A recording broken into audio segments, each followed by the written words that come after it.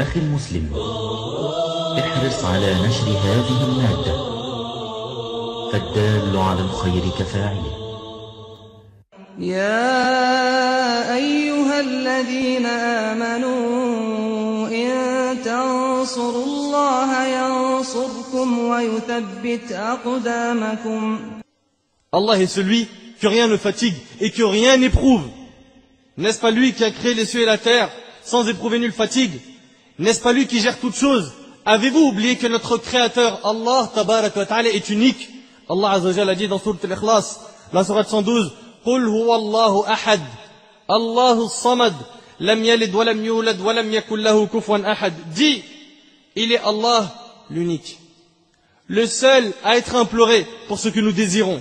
Il n'a jamais engendré, n'a pas été engendré non plus, et nul n'est égal à lui. Allah, rien n'était avec lui lorsqu'il n'avait pas créé le ciel et la terre. Selon Imran ibn al-Husayn, radiallahu anhu, le prophète alayhi salatu wassalam a dit, Allah était et rien n'était avant lui, et son trône était sur l'eau, rapporté par le Bukhari.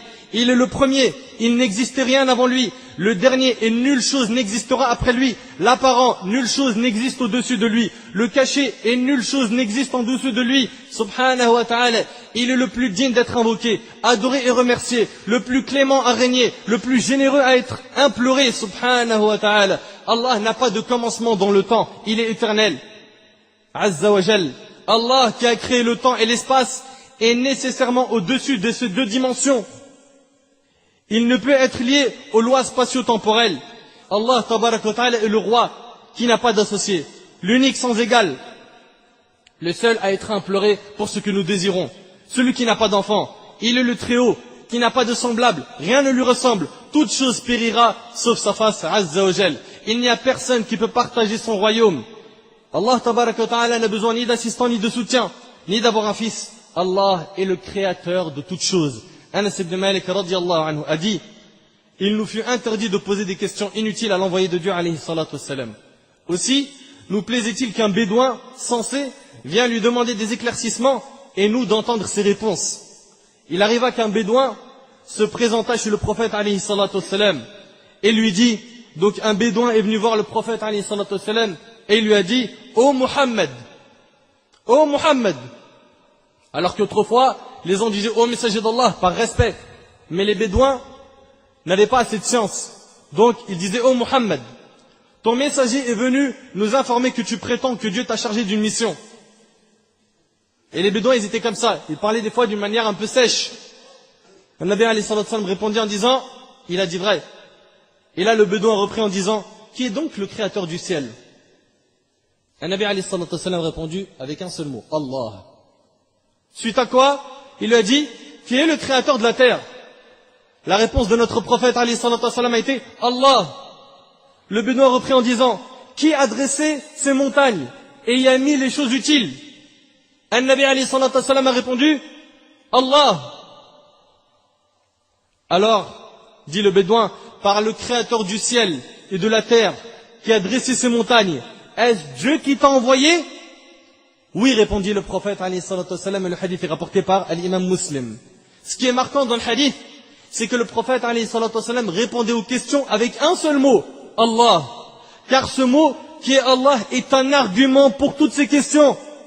Adam nous rapporte, d'après Shayban, d'après Mansour, d'après Ibrahim, d'après Ubayda, d'après Abdullah ibn Mas'ud radiallahu anhu qui a dit, un juif est venu voir un jour le prophète alayhi salatu wassalam et lui a dit, ô Muhammad, nous lisons dans la Torah qu'Allah place les cieux sur un doigt, les terres sur un doigt, les montagnes sur un doigt, les arbres sur un doigt et les créatures sur un doigt.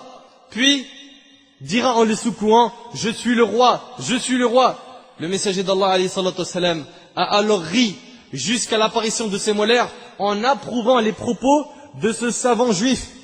Puis il récita ces versets, وَمَا قَدَرُ اللَّهَ حَقَّ قَدْرِهِ وَالْأَرْضُ جَمِيعًا قَبْضَتُهُ يَوْمَ الْقِيَامَةِ وَالسَّمَاوَاتُ مَطْوِيَّاتٌ بِيَمِينِهِ سُبْحَانَهُ وَتَعَالَى عَمَّا يُشْرِكُونَ. Allah tabaraka wa ta'ala dit, ils n'ont pas estimé Allah comme il devrait l'être. Et ce message s'adresse à l'humanité. Ils n'ont pas estimé Allah comme il devrait l'être, alors qu'au jour de la résurrection, Il fera de la terre entière une poignée et les cieux seront pliés dans sa main droite. Gloire à lui, il est au-dessus de ceux qui lui associent. Et le hadith est rapporté par l'imam al-Bukhari et l'imam Muslim. Donc on voit qu'Allah tabaraka wa ta'ala gère tout. Et si on sait cela, on se doit...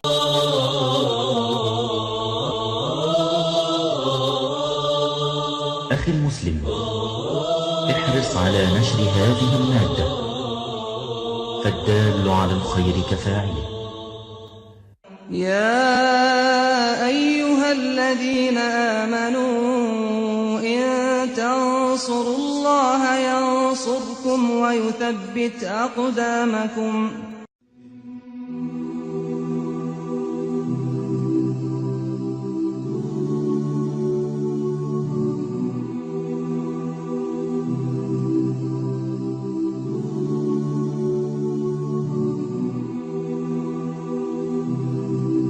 Méditons un instant sur la création d'Allah tabaraka wa ta'ala.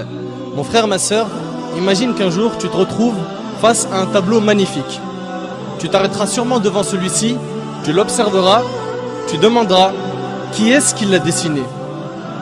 C'est sûr et certain, tu vas te dire qui est-ce qui l'a dessiné, ce magnifique tableau, et tu t'en souviendras longtemps. S'il en est ainsi des tableaux qu'ont dessiné les êtres humains, qu'en est-il des magnifiques tableaux qu'Allah tabaraka wa ta'ala a créés et qu'il a disposé partout autour de nous? Pourquoi ne pas s'arrêter et méditer sur ces impressionnants tableaux qu'Allah tabaraka wa ta'ala a créés? Sachez mes frères et sœurs qu'à tout moment où vous observerez la création d'Allah et que vous méditerez dessus, vous vous rendrez compte qu'à chaque fois vous vous retrouvez face à une chose d'une splendeur inouïe. On se doit de méditer sur tout détail qu'Allah tabaraka wa ta'ala a créé. À chaque fois que le soleil se lève ou se couche, à chaque fois qu'on voit la lune, à chaque fois que la pluie tombe, à chaque fois qu'on voit les nuages, à chaque fois qu'on se retrouve face à un beau paysage tel que les montagnes, la mer, la verdure, etc. Il faut s'arrêter face à cela et méditer. Et méditer. Regardons chaque détail du corps humain. Nos mains, nos poils, nos yeux, etc. Et méditons. Chaque plante, chaque oiseau, chaque papillon, chaque feuille d'arbre. Méditons. On ne doit pas négliger cette grande adoration qui est la méditation. À chaque fois que l'on observe une invention, on peut reconnaître les qualités de son auteur à travers les détails de cette invention. Par exemple, l'inventeur de l'ordinateur était sûrement quelqu'un de très intelligent. Les constructeurs des pyramides étaient sûrement des gens forts. L'auteur d'un joli tableau est sûrement un artiste très doué, etc. Qu'en est-il du créateur de cet univers? La première chose sur laquelle on doit méditer est la création de cet univers parfait par Allah tabaraka wa ta'ala qu'il a créé à partir du néant. Allah tabaraka wa ta'ala a dit dans Sourate Al-Baqarah, et médite un petit peu sur ce verset. Allah Azza wa Jalla a dit dans Sourate Al-Baqarah, Sourate 2, verset 117, Badi'us samawati wal ard. Badi'us samawati wal ard, qui signifie il est le créateur des cieux et de la terre à partir du néant. À partir du néant. Allah Azza wa Jal est le seul capable de créer à partir du néant. Il dit à la chose soit et elle devient. Soit et elle devient. Cela signifie que les cieux et la terre sont des chefs-d'œuvre qu'Allah tabaraka wa ta'ala a créés. Regardez subhanallah. Médite un peu sur cet univers. Regarde un petit peu. La lune tourne autour d'elle-même et tourne autour de la terre. La terre tourne elle aussi autour d'elle-même et tourne autour du soleil avec la lune.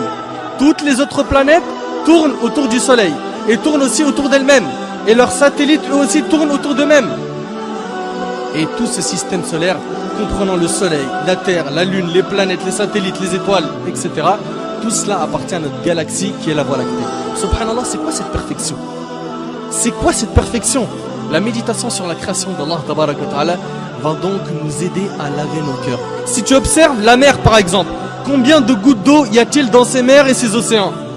Comment cela se fait-il qu'il y a certaines mers qui ne se mélangent pas alors qu'elles se rencontrent, comme dans le détroit Gibraltar? Comment cela se fait-il qu'elles ne se mélangent pas? Et pourquoi l'eau salée de cette mer qui s'évapore puis qui se transforme en nuage et nous parvient n'est-elle plus salée? L'eau de la pluie, subhanallah, ça part d'une eau salée et ensuite c'est de l'eau qui n'est plus salée. D'autre part, saviez-vous que si ces mers étaient stagnantes, elles auraient pourri? Tout cela prouve une chose, c'est qu'Allah Azza wa Jal a tout organisé à la perfection. Et puis dans la mer, regardez la variété et l'énorme nombre de créatures sous-marines. Médite un petit peu sur les poissons. Regarde, subhanallah, leur couleur. Regarde un petit peu comment ils sont, leur taille, leurs yeux, leur mode de vie. Regarde tous ces poissons, subhanallah, ils sont tous nourris. Tous ils mangent à leur faim. Médite sur les montagnes, le soleil, les animaux. L'essentiel est de méditer sur la création d'Allah tabaraka wa ta'ala. Abu Sulaiman, rahimahullah, a dit: habituez vos yeux aux larmes et vos cœurs à la méditation. Habituez vos yeux aux larmes et vos cœurs à la méditation. Mes frères et sœurs, je sais que cette adoration était ignorée par un grand nombre parmi nous. Faisons-la revivre afin d'améliorer notre relation avec Allah tabaraka wa ta'ala. Et je termine en demandant à Allah azza wa jal de faire de nous des pieux qui réfléchissent et qui méditent sur la création d'Allah azza wa jal. هذا ما أعلم والله عز وجل أعلى وأعلم. سبحانك اللهم وبحمدك أشهد أن لا إله إلا أنت أستغفرك وأتوب إليك وبارك الله فيكم وجزاكم الله خير والسلام عليكم ورحمة الله وبركاته.